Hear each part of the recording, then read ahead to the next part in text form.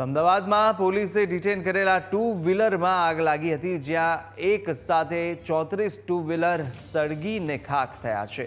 સવારે અચાનક ટુ વ્હીલરમાં આગ લાગી ઓઢવ રિંગ રોડ પર આવેલી ચોકડી નજીક આ બનાવ બન્યો છે। તો એકાએક આગ લાગવાની સાથે 34 ટુ વ્હીલર સળગી ઉઠ્યા હતા અને તમામ ટુ વ્હીલર બળીને ખાખ થઈ ચૂક્યા છે। પોલીસ વિવિધ ગુનાઓમાં વાહનો ડિટેન કરતી હોય છે, ત્યારે ડિટેન કરેલા વાહનોમાં જ આગ લાગી હતી અને આગ લાગતા 33 જેટલા ટુ વ્હીલર અને 2 ફોર વ્હીલર જે છે તે આગની લપેટમાં આવતા ભડથું થઈ ચૂક્યા છે। દ્રશ્યો બતાવશું અમદાવાદના ઓઢવ ઓવરબ્રિજની નીચે ટ્રાફિકની ચોકી આવેલી છે અને ટ્રાફિકની ચોકી પાસે જ ટુ વ્હીલર જે છે તે ડિટેન કરેલા પાર્ક કરવામાં આવ્યા હતા અને અગમ્ય કારણોસર જે છે તે આગ લાગતા તમામ જે વાહનો હતા 33 તે ભડથું થઈ ચૂક્યા છે। 22 જેટલા વાહનો જે છે તે ડિટેન કરવામાં આવ્યા હતા, જ્યારે 11 જેટલા જે ટુ વ્હીલર્સ હતા તે પાર્ક કરેલા હતા, એટલે સાથે સાથે 2 કાર જે છે તે પણ આગની લપેટમાં આવી ચૂકી હતી। આ ડિટેન કરેલી કાર છે તે પણ આગની લપેટમાં આવી હતી। બીજી તરફ I-20 છે તે પણ આગની લપેટમાં આવી ચૂકી હતી, એટલે તમામ વાહનો જે છે તેને નુકસાન થયું છે।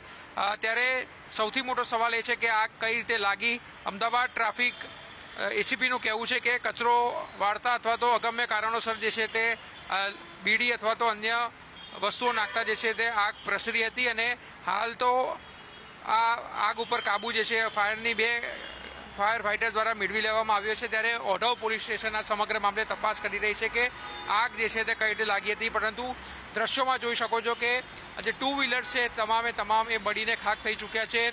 જ્યારે જે વાહન માલિકો જે છે તે પણ ચિંતામાં મુકાયા છે કે હવે તેમનું વાહનોનું શું થશે, કારણ કે જ્યારે પણ વાહનો ડિટેન થાય છે ત્યારે સંપૂર્ણ જવાબદારી પોલીસની હોય છે, ત્યારે તેમને વળતર મળશે કે નહીં તે પણ એક સૌથી મોટો પ્રશ્ન છે। પરંતુ આ પ્રકારના દ્રશ્યો જે છે તે હાલ અમદાવાદ શહેરમાં જોવા મળી રહ્યા છે અને વાહન માલિકો પણ ચિંતામાં મુકાયા છે, કારણ કે કોઈના નવા ટુ વ્હીલર્સ હતા અથવા તો કોઈ ડોક્યુમેન્ટ ન હોવાના કારણે પણ વાહનો ટો થયેલા હતા જે અહીંયા મૂકવામાં આવ્યા હતા। એટલે સૌથી મોટો સવાલ એ છે કે આગ લાગી કઈ રીતે, ત્યારે સમગ્ર મામલે જે છે તે પોલીસ આગળની તપાસ જે છે તે હાથ ધરી રહી છે અને જોવાનું એ રહે છે કે રિપોર્ટમાં શું સામે આવે છે, કારણ કે એસીપીનું કહેવું છે કે અહીંયા જે સફાઈ કર્મીઓ હોય છે તે કચરો વાળતા હોય છે અને કચરાના ઢગમાં આગ લાગી હતી અને ત્યારબાદ તે અહીંયા ધીમે ધીમે પ્રસરી હતી। એટલે રિપોર્ટમાં શું આવે છે તે પણ એક સૌથી મહત્વનું જે છે તે જોવાનું રહે છે। કેમેરામેન રીતેશ સાથે આશુતોષ ઉપાધ્યાય, ન્યૂઝ કેપિટલ, અમદાવાદ।